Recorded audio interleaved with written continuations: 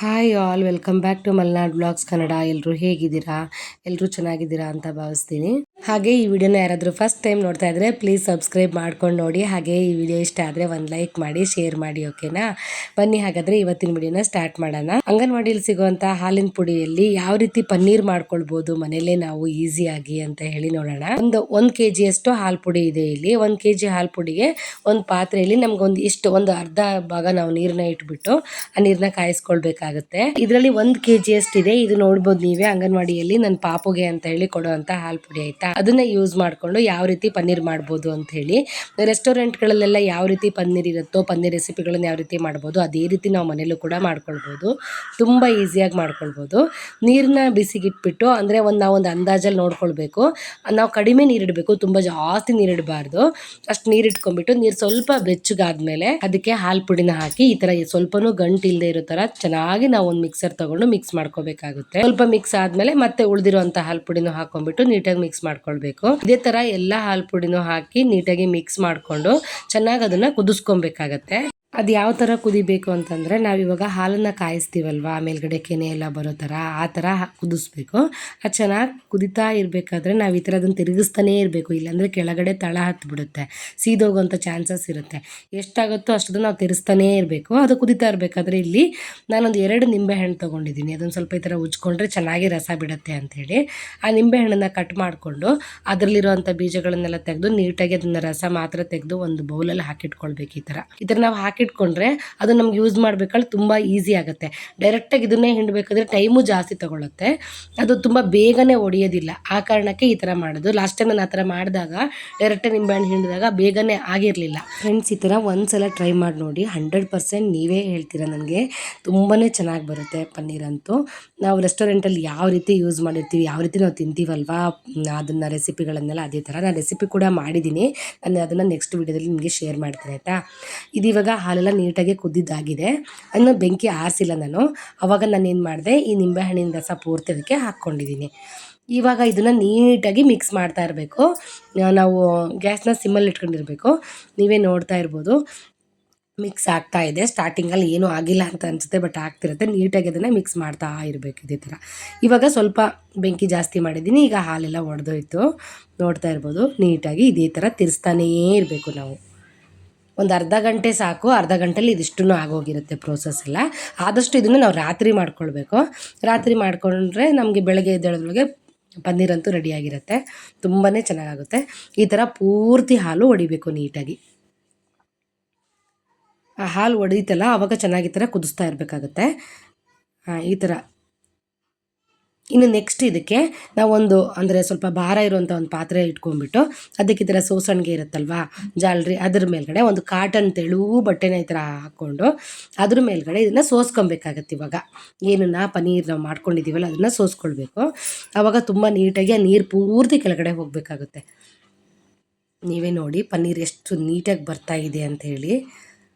ಅದು ಈಗ ಅದು ಬಂದು ಪೂರ್ತಿ ಮೇಲೆ ನಿಂತಿರುತ್ತೆ, ಕೆಳಗಡೆ ಇರೋದೆಲ್ಲ ಬರೀ ನೀರು. ನಮಗೇನು ಕೆಳಗಡೆ ಏನಿಲ್ಲ, ನೀರುತ್ತೆ ಕೆಳಗಡೆನೂ ಅಂದ್ಕೊಂಡಿದ್ದೆ, ಬಟ್ ಕೆಳಗಡೆ ಏನೂ ಇರಲಿಲ್ಲ.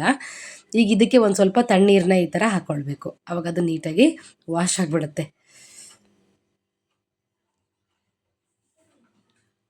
ಈಗ ಅದು ನೀರು ಪೂರ್ತಿಯಾಗಿ ಅದು ಹೋಗಿ ಡ್ರೈ ಆಗಬೇಕು. ನೀರು ಎಷ್ಟು ನೀಟಾಗಿ ಡ್ರೈ ಆಗುತ್ತೋ ನಮಗೆ ಅಷ್ಟು ಪರ್ಫೆಕ್ಟಾಗಿರುವಂಥ ಪನ್ನೀರ್ ನಮಗೆ ಸಿಗುತ್ತೆ.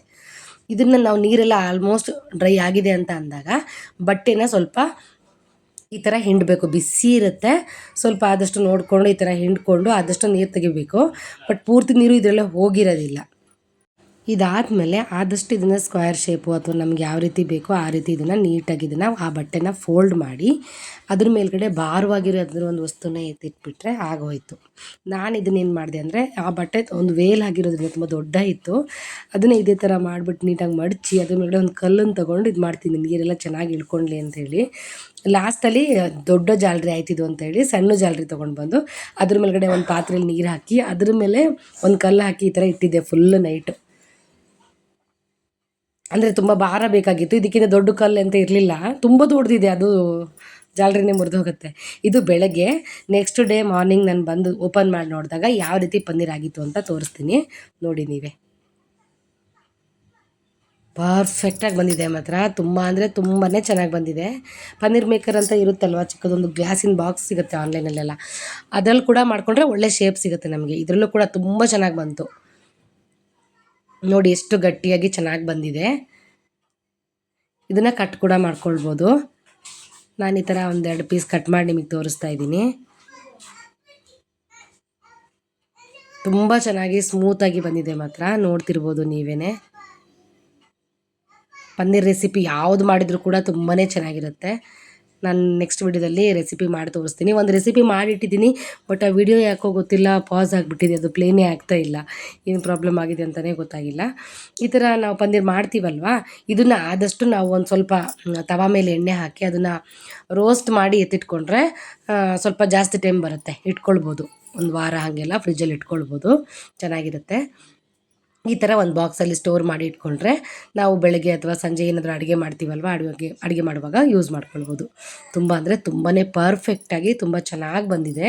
ನೀವೇ ನೋಡಿ, ಪನ್ನೀರ್ ಮಟರ್ ಮಸಾಲ ಮಾಡ್ಕೊಬೋದು, ಪನ್ನೀರ್ ಪಲಾವ್ ಮಾಡ್ಬೋದು, ಯಾವ ಥರ ರೆಸಿಪಿಗಳನ್ನು ಕೂಡ ಮಾಡ್ಕೊಳ್ಬೋದು. ಇದೇ ಥರ ಹಾಲಿನ ಪುಡಿನ ಉಪಯೋಗಿಸ್ಕೊಂಡು ಮನೆಯಲ್ಲೇ ರೆಸ್ಟೋರೆಂಟ್ ಸ್ಟೈಲಲ್ಲಿ ನಾವು ಪನ್ನೀರನ್ನ ರೆಡಿ ಮಾಡಿಟ್ಕೊಂಡ್ರೆ ತುಂಬ ಒಳ್ಳೆ ರೆಸಿಪಿಗಳನ್ನು ಮನೆಯಲ್ಲೇ ಮಾಡ್ಬೋದು.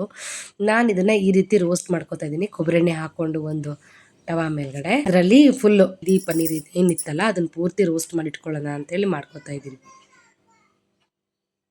ಅದು ಫ್ಲ್ಯಾಟ್ ಬಂದಿಲ್ಲ ನೋಡಿ, ಫ್ಲ್ಯಾಟ್ ಬಂದಿದ್ರೆ ತುಂಬ ಚೆನ್ನಾಗಿ ಮಾಡ್ಕೋಬೋದಾಗಿತ್ತು ಇನ್ನು.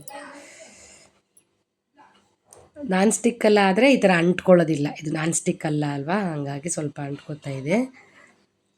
ಬಟ್ ಈ ಥರ ಮಾಡಿಕೊಂಡ್ರೆ ಖಂಡಿತ ನೀವು ನಿಮ್ಮ ಮನೇಲಿ ತುಂಬ ಒಳ್ಳೆ ಪನ್ನೀರ್ ರೆಸಿಪಿನ ಮಾಡ್ಬೋದು. ಪನ್ನೀರ್ ರೇಟ್ ನಿಮಗೆ ಗೊತ್ತಿದೆ. ಇಷ್ಟು ಪನ್ನೀರ್ ನಾವು ಹೊರಗಡೆ ತೊಗೊಳಕ್ಕೆ ಹೋದರೆ ಇಲ್ಲ ಆದರೂ ಅದಕ್ಕೆ ಒಂದು 350 to 400 ರುಪೀಸ್ ಇದೆ ಇಷ್ಟು ಪನ್ನೀರ್ಗೆ. ನಾವು ಮನೆಯಲ್ಲೇ ಮಾಡಿಕೊಂಡ್ರೆ ಈಸಿಯಾಗಿ ಮಾಡ್ಕೊಳ್ಬೋದು, ಮತ್ತು ಯಾವುದೇ ಖರ್ಚಿರೋದಿಲ್ಲ. ಹಾಲಿನ ಪುಡಿ ಇರುತ್ತಲ್ವ ಮನೇಲಿ, ಅದನ್ನು ನಾವು ವೇಸ್ಟ್ ಮಾಡೋದಕ್ಕಿಂತ ಡೇಟ್ ಆಗೋ ತನಕ ಇಟ್ಟು ಆಮೇಲೆ ಬಿಸಾಕೋದಕ್ಕಿಂತ ಈ ಥರ ಯೂಸ್ ಮಾಡಿಕೊಂಡ್ರೆ ತುಂಬಾ ಒಳ್ಳೆಯದು. ಐ ಹೋಪ್ ಈ ವಿಡಿಯೋ ನಿಮ್ಗೆಲ್ರಿಗೂ ತುಂಬ ಇಷ್ಟ ಆಗಿದೆ ಅಂತ ಅನ್ಕೋತೀನಿ. ಈ ವಿಡಿಯೋ ಇಷ್ಟ ಆಗಿದ್ದರೆ, ಯೂಸ್ಫುಲ್ ಅಂತ ಅನಿಸಿದ್ರೆ ಪ್ಲೀಸ್ ಒಂದು ಲೈಕ್ ಮಾಡಿ, ಈ ವಿಡಿಯೋನ ಎಲ್ಲರಿಗೂ ಶೇರ್ ಮಾಡಿ. ಹಾಗೆ ನನ್ನ ಚಾನಲ್ ಯಾರಾದರೂ ಫಸ್ಟ್ ಟೈಮ್ ನೋಡ್ತಿದ್ರೆ ಪ್ಲೀಸ್ ಸಬ್ಸ್ಕ್ರೈಬ್ ಮಾಡ್ಕೊಂಡು ನೋಡಿ, ನನಗೆ ಇದೇ ಥರ ಸಪೋರ್ಟ್ ಮಾಡಿ ಅಂತ ಕೇಳ್ಕೊತೀನಿ. Thanks for watching. Bye, take care. Next ವಿಡಿಯೋದಲ್ಲಿ ಮತ್ತೆ ಇನ್ನೊಂದು ರೆಸಿಪಿ ಜೊತೆ ಸಿಗ್ತೀನಿ. ಬಾಯ್.